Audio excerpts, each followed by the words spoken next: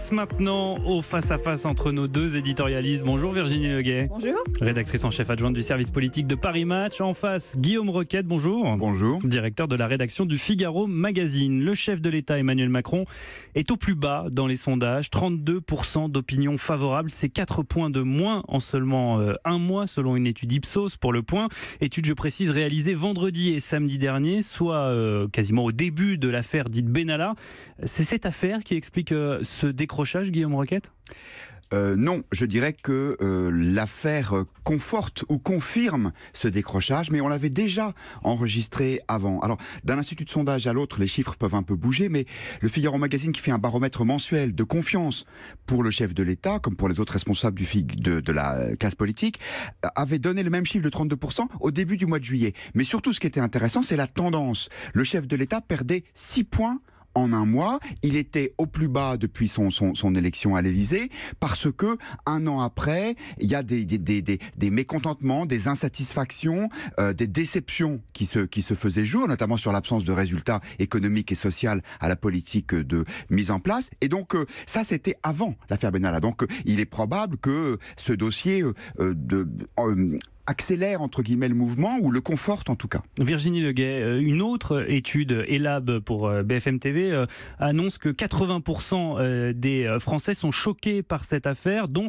61% des électeurs d'Emmanuel Macron. Ça y est, on peut dire que le président de la République est devenu un chef d'État impopulaire ? En tout cas, c'est son taux d'impopularité le plus élevé. Ce qui est vraiment ennuyeux dans ce sondage Elab, c'est que la colère gagne, y compris les électeurs d'Emmanuel Macron. Qu'elle gagne l'ensemble des Français.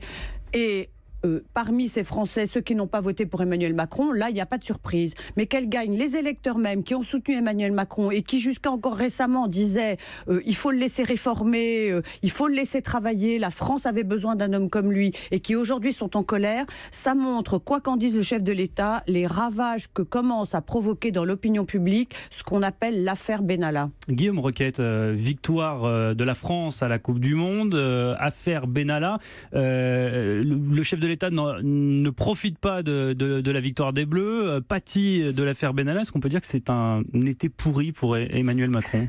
Ah oui, je pense, oui. C'est incroyable parce que, comme vous le dites, ça rebondit d'un jour à l'autre. C'est pour ça qu'on peut parler de politique tous les matins à votre micro et ailleurs. Ce qui est certain, c'est que au bout d'un an, Emmanuel Macron savait que ce serait une période difficile. Pourquoi ? Parce qu'il a toujours dit les résultats de ma politique, les résultats économiques et sociaux, par exemple sur le chômage. Vous avez vu hier les chiffres du chômage. Le chômage ne baisse pas. Il savait que les résultats allaient mettre du temps à se faire jour. Mais il profitait jusqu'à cette affaire Benalla d'une forme d'ascendant moral qu'il avait gardé. C'était un homme neuf, un homme qui rompait avec les pratiques anciennes de tout ce que les Français n'aiment pas dans la politique, c'est-à-dire une forme d'impunité chez les puissants, une forme de distance par rapport aux problèmes des gens. Et cette affaire vient percuter cette image et vient l'abîmer. Et puis, il y a un autre sujet que vous n'avez pas cité, mais qu'à mon avis, vous auriez pu rajouter, c'est la mise en place des 80 km/h. Apparemment, ça n'a rien à voir. Mais d'abord, c'est une mesure qui touche 40 millions d'automobilistes, qui est considérée comme arbitraire par un très grand nombre de gens. Et puis, il y a cette idée presque insensiblement qui s'installe d'un deux poids deux mesures, si vous voulez. D'un côté, il y a les Français à qui on met toujours plus de contraintes, à qui on va mettre des amendes si jamais ils dépassent un peu ces nouvelles limitations, et de l'autre côté, un homme, Alexandre Benalla, qui au plus haut niveau de l'État a une forme d'impunité. Virginie Leguet, est-ce que cette cote de popularité du président en berne va avoir un impact sur la rentrée du gouvernement et sur la politique et le train des réformes ? En tout cas, ça le met. Alors, les choses peuvent évoluer d'ici la rentrée. L'été va passer, l'affaire Benalla va s'estomper. D'ailleurs, on voit bien que la décrue commence.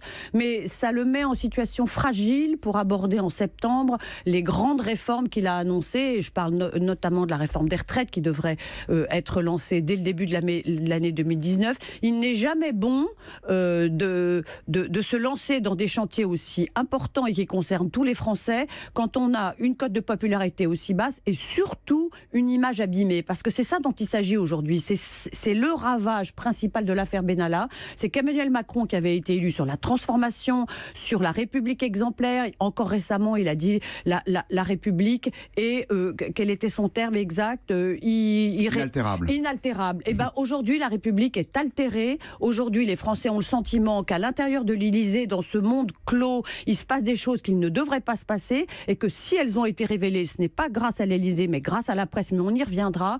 Et aujourd'hui, les Français ont un doute sur la droiture d'Emmanuel Macron, et ça, je pense que c'est le dommage le plus grave qu'Emmanuel Macron aura à surmonter. Du coup, est-ce que le président va devoir changer de posture, de méthode, Guillaume Roquette, apparaître peut-être un peu moins brut de décoffrage au sujet des réformes, mettre un peu d'eau dans son vin?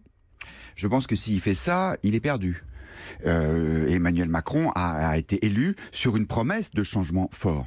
Et puis, il va avoir face à lui ce qu'on appelle classiquement les corps intermédiaires, c'est-à-dire les syndicats, notamment pour la réforme des retraites, parce qu'il y a un certain nombre de gens qui vont y perdre.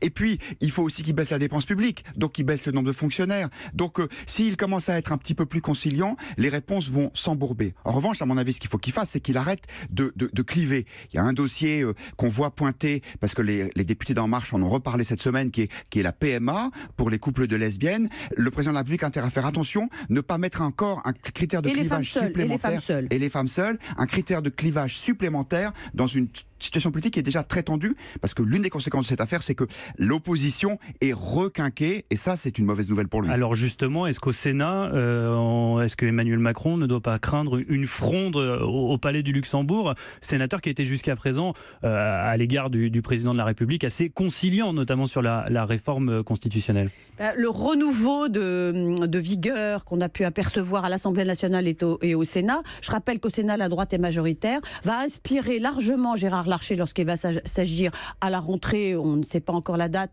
de débattre de la réforme constitutionnelle, et il y a fort à parier que Gérard Larcher se considère comme le dernier bastion de la droite, mais surtout comme le premier opposant à Emmanuel Macron, d'autant que cette réforme constitutionnelle concerne évidemment au premier chef les sénateurs et les députés. Donc Gérard Larcher se trouve, par la force des choses, parce que c'est un homme plutôt conciliant, aujourd'hui dans la peau d'un lutteur. Voilà, merci à vous deux. Merci Virginie Leguet, rédactrice en chef adjointe du service politique de Paris Match. Et merci à vous Guillaume Roquette, directeur de la rédaction du Figaro Magazine. À demain. Europe 1.